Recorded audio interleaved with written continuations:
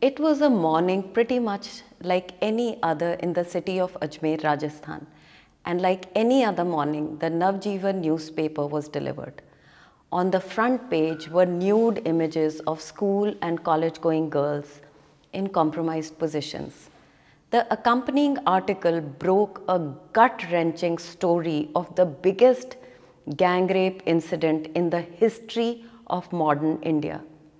The perpetrators were the direct descendants of Khwaja Chishti, Farooq, Nafees, and Anwar Chishti. In April 1992, Ajmer, synonymous with the mysticism and philosophy of Sufi Khwaja Moinuddin Chishti, woke up to a news that exposed a dark world of deceit and sexual exploitation of underage girls by khadims, that is, direct descendants of Khwaja Moinuddin Chishti and other members of families of the influential khadims. It started in an often repeated pattern of deceit where a ninth standard girl was pursued and somehow lured or forced into going to a remote farmhouse. She was gang raped and her pictures were taken.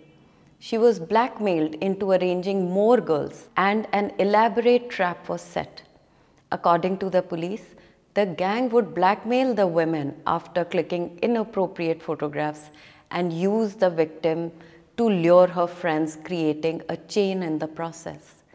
The rapists of these growing number of school and college girls now included not just the Dargah management but also politicians and businessmen or anyone who the khadims wanted to oblige. More and more girls got trapped in this, what I would not hesitate to say was a pogrom. Those were the days when the negative role of the film had to be given to a lab or a studio to be developed. The pictures of these girls started leaking. Now, studio staff, employees of the Dargah, and anybody who got access to the pictures and could identify the girls joined in this dirty, brutal blackmail. They too demanded sexual favors, money, or whatever they could extract from these minor girls. 9 girls committed suicide. Yet, no police or politician or judiciary or media whose job is to protect everyone, especially such defenseless people, stepped up to call out this ongoing and ever increasing bloodbath.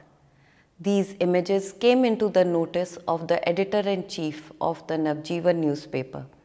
The paper started investigating the ongoing bloody saga and the story broke in the April of 1992. These were mainly Hindu girls from an elite Sophia college who belonged to secure, well-to-do homes. The accused included khadims or the top management of the Dargah. Once details of the case became public, protests shut down the city for 2 days. The authorities were focused on protecting the accused khadims because they were worried that the protests would turn communal, owing to the fact that most of the accused were top brass of the Dargah and the victims mostly Hindu girls.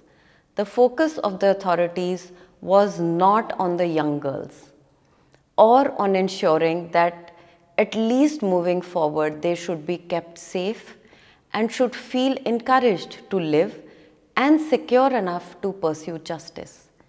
Their safety was continuously compromised due to lack of any checks by the police, either at the time of the rape or at the time of the court case. They were not protected.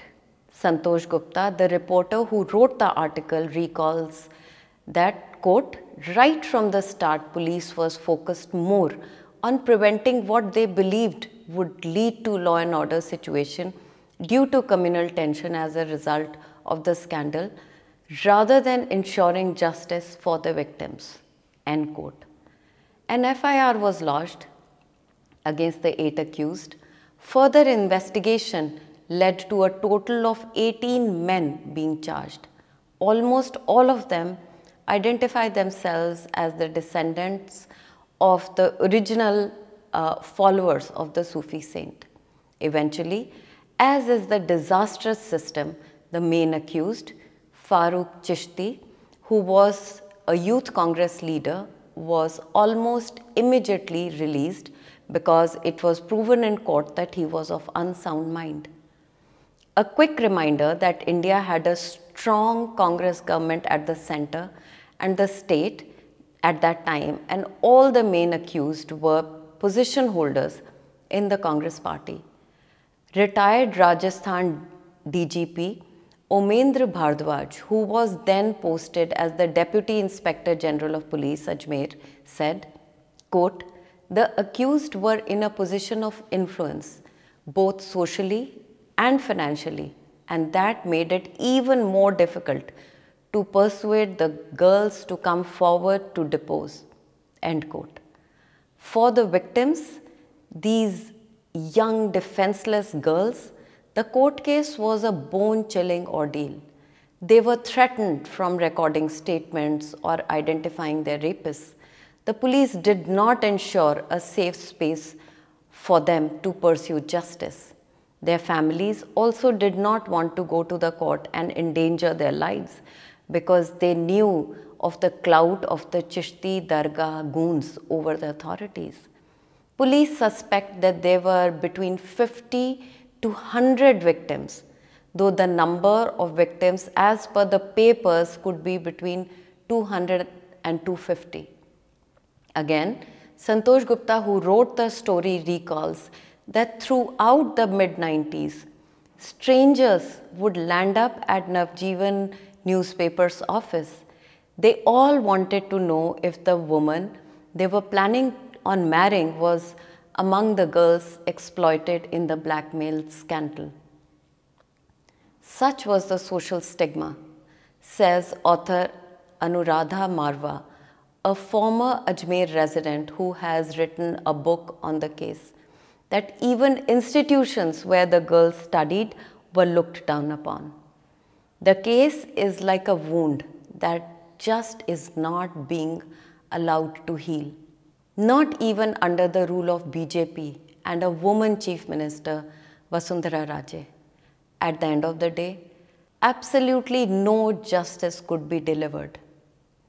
The victims turned hostile and the accused, thanks to the assistance of the best legal minds, received negligent punishment under alibis of mental insanity or just leniency. The 2003 Supreme Court order in the case said, quote, "Unfortunately, many of the victims who appeared as witnesses turned hostile, and one can appreciate the reason why they did not want to depose against the appellants, as that would have exposed them as well and would have adversely affected their future life."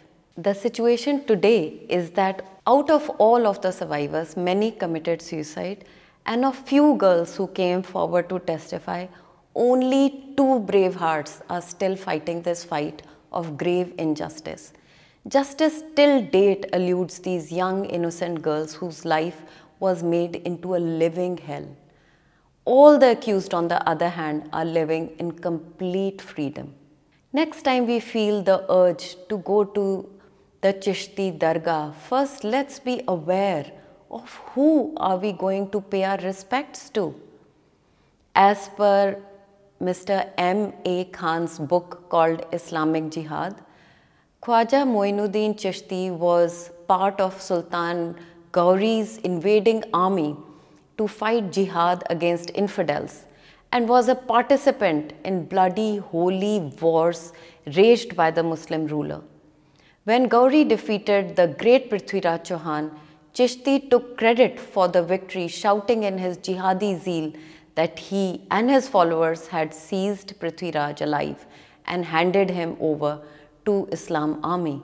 Let's also be aware that when we are at the Dargah, one of these murderous rapists could accompany us as a khadim, and the money for the chadar we offer would be used to afford the sharpest legal minds to buy freedom for these very cruel creeps. Unlike in the temples that pay taxes, a dargah has absolutely zero accountability on the money they receive. Our offerings could be used for absolutely anything. Do we wish to align with a place that perpetrated such ghastly trauma on young girls and their families and their community? Can we make peace with the fact that the offerings we make may be used for nefarious activities? Let's all take the responsibility for our actions and choose our places of worship with a lot of sensitivity and humanity. Next time we feel the urge for Khwaja Mere Khwaja, let's remember these 200 plus girls. Let's remember the ones who were forced into ending their lives. And let's perhaps get inspired to empower these two lion-hearted, courageous women who continue to fight this tough, losing battle for justice. 28 years after the incident. Maybe let's celebrate and show our deepest respects for these two never say die female warriors instead.